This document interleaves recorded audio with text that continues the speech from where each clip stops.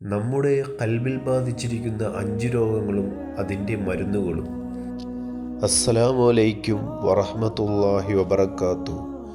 നമ്മൾ പലപ്പോഴും പറയുന്നു ഇബാദത്ത് ചെയ്യുന്നുണ്ട്, പക്ഷേ ഹൃദയത്തിന് ഒരു കഠിനത. അത് എന്തുകൊണ്ടാണ്?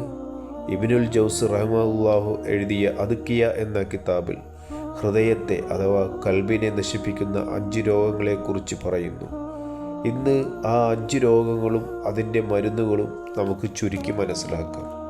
ഹൃദയത്തിൻ്റെ നാശകാരികൾ 5 ഇനി ഓരോന്നായി നോക്കാം. 1. കൽബിൻ്റെ കഠിനത.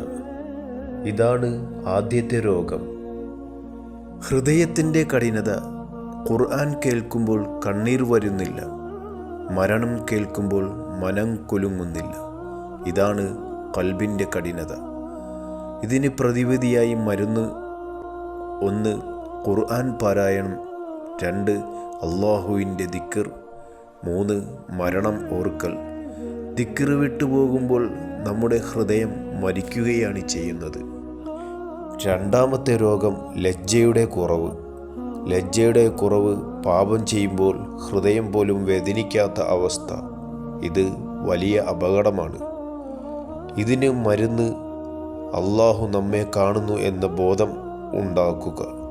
നബി സല്ലല്ലാഹു അലൈഹി വസല്ലമയുടെ ജീവിതം പഠിക്കുക. ലജ്ജ പോയാൽ ഈമാൻ അപകടത്തിലാകും. മൂന്നാമത്തെ രോഗം ദീർഘപ്രതീക്ഷയാണ്. ഇനിയും സമയമുണ്ടല്ലോ എന്ന ചിന്ത ഇബാദത്ത് നാളെയാക്കി മാറ്റുന്നു, തൗബ നാളെയാക്കി മാറ്റുന്നു.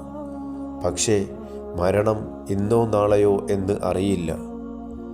ഇതിന് മരുന്ന്: മരണം ഓർക്കൽ, ഖബർ, ആഖിറത്ത് ചിന്ത. ഇത് നമ്മളിൽ ഉണ്ടായിരിക്കുക. 4. ദുനിയാവിനോടുള്ള സ്നേഹം. നാലാമത്തെ രോഗമാണ് ദുനിയാവിനോടുള്ള സ്നേഹം. ദുനിയാവിനോടുള്ള അമിതമായ സ്നേഹം, പണം, പദവി, ആസ്വാദനങ്ങൾ, ഇതൊക്കെയാണ് ഹൃദയം പിടിച്ചിരിക്കുന്നു. ഇതിന് മരുന്നായി നമ്മൾ ചെയ്യേണ്ടത് സദക്ക, ലളിതമായിട്ടുള്ള ജീവിതം, ദുനിയാവ് താൽക്കാലികമാണെന്ന് ഓർക്കൽ. 5. അള്ളാഹുവിനെ ഭയക്കാത്തത്. 5ാമത്തെ രോഗമാണ്. അള്ളാഹുവിനെ ഭയമില്ലെങ്കിൽ പാപം ലഘുവായി തോന്നും. ഇതിന് മരുന്നായി പറയുന്നത്: അള്ളാഹുവിൻ്റെ നാമങ്ങളും ഗുണങ്ങളും പഠിക്കുക, ഖുർആനിലെ മുന്നറിയിപ്പുകൾ ചിന്തിക്കുക. ഈ 5 രോഗങ്ങളും നമ്മുടെ ഉള്ളിലുണ്ട് എന്ന് തോന്നുന്നുണ്ടോ? കൽബിൻ്റെ മരുന്ന് ഒന്നേയുള്ളൂ: ദിക്ർ, ഖുർആൻ, തൗബ, ആഖിറത്തിൻ്റെ ചിന്ത. ഇത് മരുന്നല്ല, ഇത് ജീവൻ ആണ്.